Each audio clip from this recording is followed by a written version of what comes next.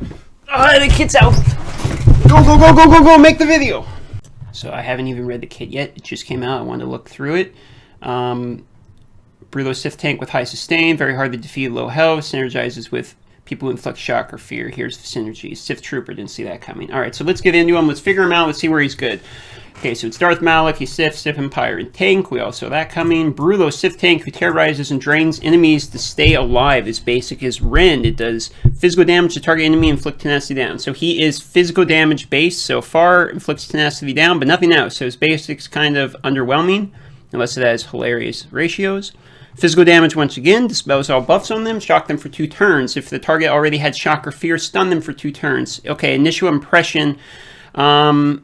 This move's not really great for the mirror. This is really good for Jedi Knight Revan, but it doesn't really do anything for the mirror. Dispelling buffs on people doesn't really matter that much. The only thing that this may help for is if he's particularly fast, it's really useful if he can go first and remove the buff from the enemy Sith Trooper and then shock him so he can't get taunt again. That's the first thing that comes to mind here, okay? So let's move on. Drain life, cooldown of 4. Deal damage to target enemy equal to 100% of their max health, and gain the stack of Dark Infusion until the end of the battle, which can't be copied, dispelled, or prevented. Then recover health equal to the damage dealt. This ability cannot be invaded and starts on cooldown. Dark Infusion, so you get 35 offense per stack of this. Max is 3 stacks, so 105% offense. And max stacks, these bonuses are doubled. Okay, and so it's 210% offense. And basic attacks also inflict healing immunity for 2 turns. That's nuts. Basic attack inflicts healing immunity for 2 turns? That's really kind of a big deal. I'm going to be honest. That is very strong. That kind of poops on everything. I don't know how I feel about that being on the basic, to be honest. And 210% offense? Plus the ferocity stack? So this guy's going to have like 400% offense, basically.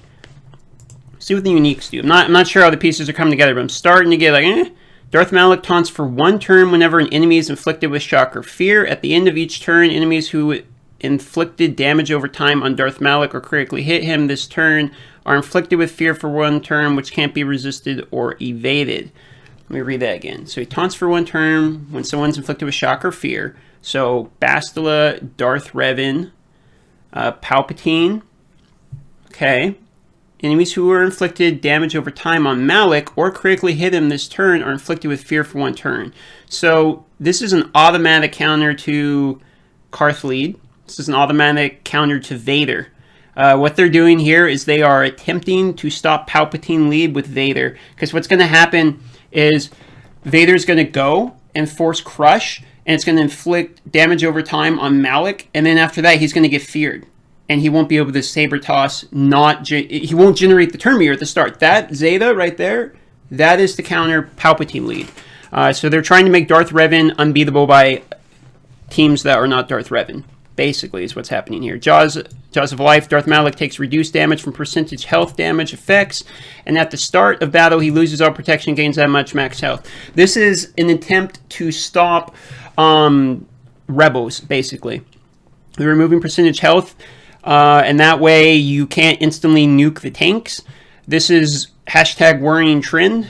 Darth Malak gains 35% critical avoidance, health, steal, tenacity, defense, while he has 75% health, doubled while he has less than 50, and tripled when he... So he can't be crit, basically. Has Zalbar levels of defense, health, steal, and tenacity when it's below 25%.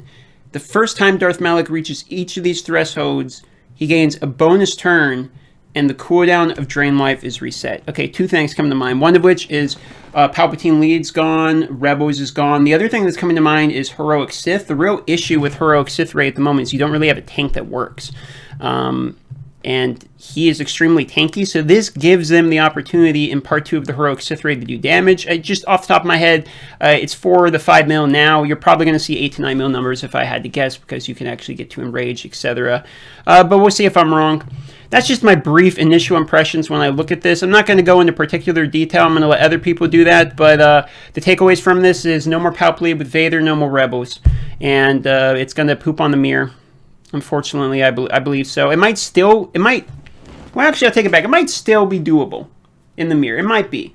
But I'm starting to get a little worried, if I'm going to be honest, because if he gains a taunt whenever anyone's inflicted with shock or fear, like the first person who goes and fears here at the beginning is going to generate taunt for your Malak. So if your Darth Revan's faster, you're going to go fear their Sith Trooper. Your Darth Malak's going to get taunt. If they clear the Sith Trooper taunt, then you have Malak taunt.